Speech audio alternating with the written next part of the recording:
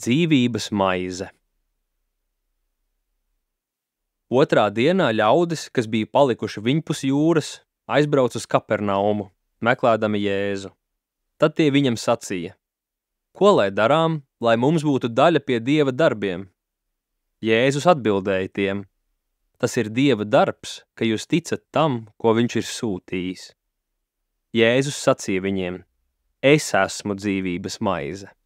Kas pie manis nāk, tam nesalks, un kas man tic, tam neslāps nemūžam.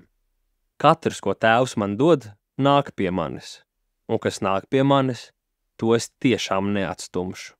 Jo tāda ir mana Tēva griba, lai ikvienam, kas skata dēlu un viņam tic, būtu mūžīgā dzīvība, un es viņu celtu augšā pastarā dienā.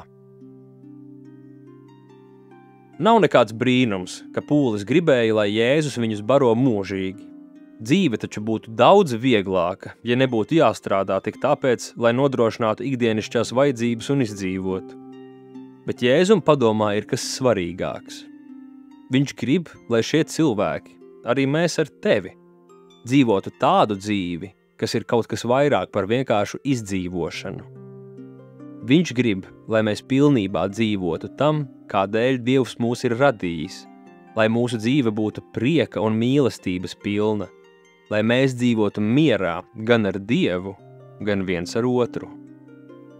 Bet kā gan to piepildīt? Jēzus saka: Nāciet pie manis, ticiet. Jēzus ir paveicis grūtāko daļu, izglābjot mūs. Viņš atdeva savu dzīvību pie krusta, lai mums tiktu piedots un mums būtu nodrošināta jauna Dieva bērnu dzīve. Uzmostoties no mirušajiem, uz mūžīgiem laikiem viņš sniedz mums to par brīvu.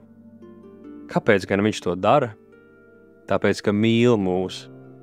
Tāpēc, ka viņš patiesi ir dzīvības maize. Kungs, sniedz man savu dzīvības maizi ikdienas līdz pasaules galam. Āmen.